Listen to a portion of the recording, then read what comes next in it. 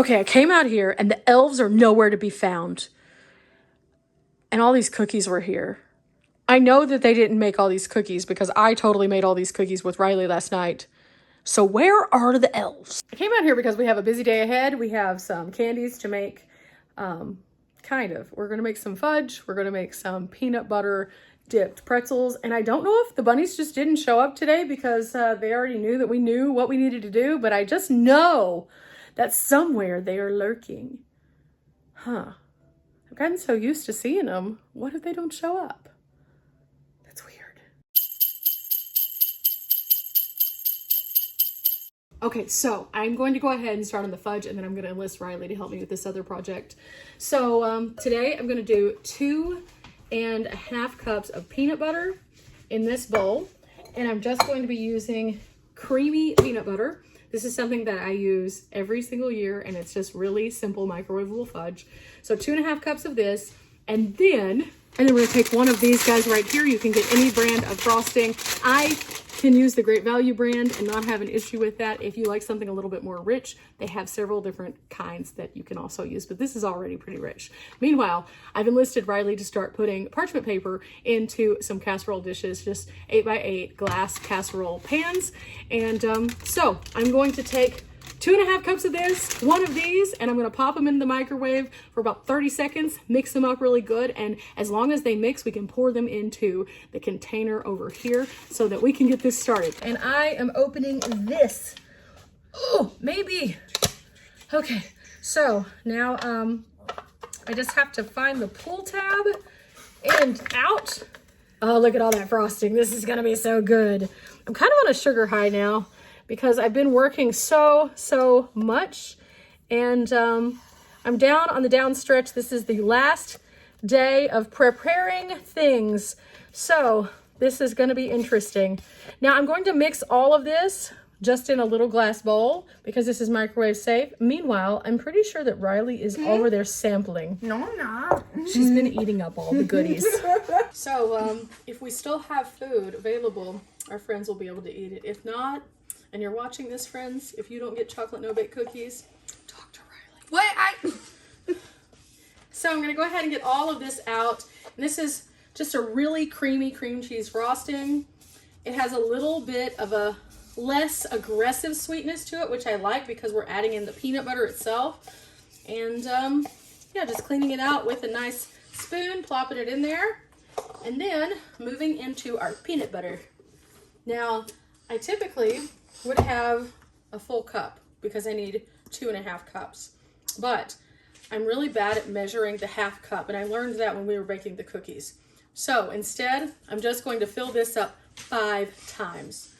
And in order to do that, I need to wash this because I've used up all my dishes and it's just been crazy. That's what's on the list for next, is just cleaning everything in my house really quickly because I only have a few hours before they all arrive.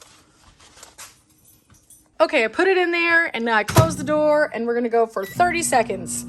And after we can see it in there for a minute, I just wanna start getting it nice and warm. And the more warm that it gets, the more it melts down and can kind of move around and be stirred together. Sometimes it takes more than 30 seconds, but sometimes it doesn't. I think it's going to today though, so I'm gonna try to put my spoon in here real quick and just see.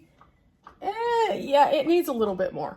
So I'm gonna pull the spoon out and go in for another like 30 seconds, but watch it through the window of the microwave. Okay, this is how we want it to look. We want it to be nice and soft, and then we're just gonna start like beating it together with a regular spoon until it gets nice and creamy.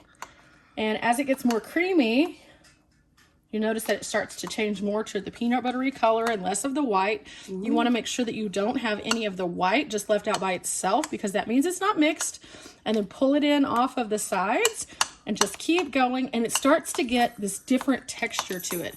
And as it gets that texture, that means it's almost time to pour into the actual baking dish. So I'm going to just kind of go at this kind of strong. Okay, off of all the sides. There we go. Oh yeah, that's looking good. And now it's time for us to move over to here. And it's not so hot that you can't touch it because it was only in there for a short time. We're gonna pull this dish forward. We're gonna push this in just a little bit to kind of crease it. And then we're gonna pour, and it's gonna get heavy, and so it's gonna pull it down just a little bit. Just like that. And then we're gonna keep working this in. Okay, scraping off all the sides into this container.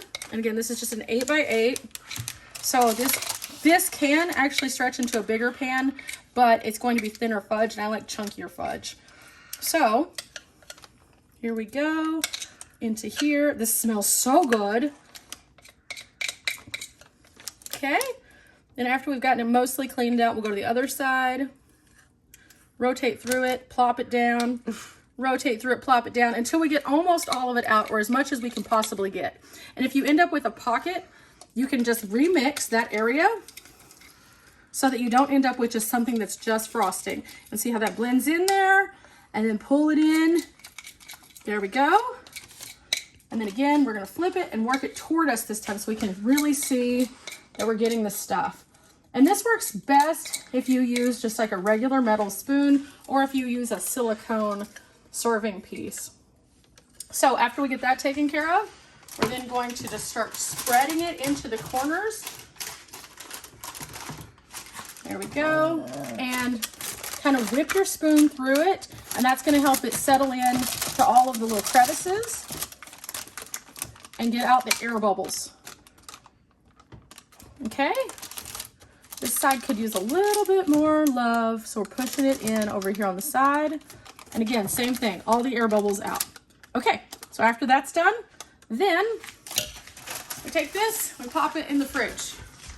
And it's kind of jiggly. I like that because that means it's set up properly. Now the hard part's going to be finding out where to put it in here because I have a lot of stuff in here for VLOGMAS. So probably going to have to move some things around. And in doing so, I'll make a nice space for it right here.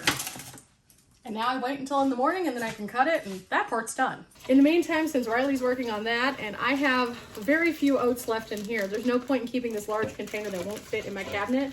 So instead I'm gonna just put these into a bag. And what I like to do is to save space, like use things more space saver wise. So like for example, I could put all of these oats in this tiny bag and they take up a minimal space, or I could have this giant container which has to be on my countertop. And let's face it, tiny living, this isn't gonna work out. I mean, could I still use this as like a creative wrapping thing for Christmas? Yeah, I like to do weird wrapping, but at the same time, this wasn't really something that I needed to keep. Otherwise, you could use it as a drum, I guess, but no, I just don't see me needing to keep this.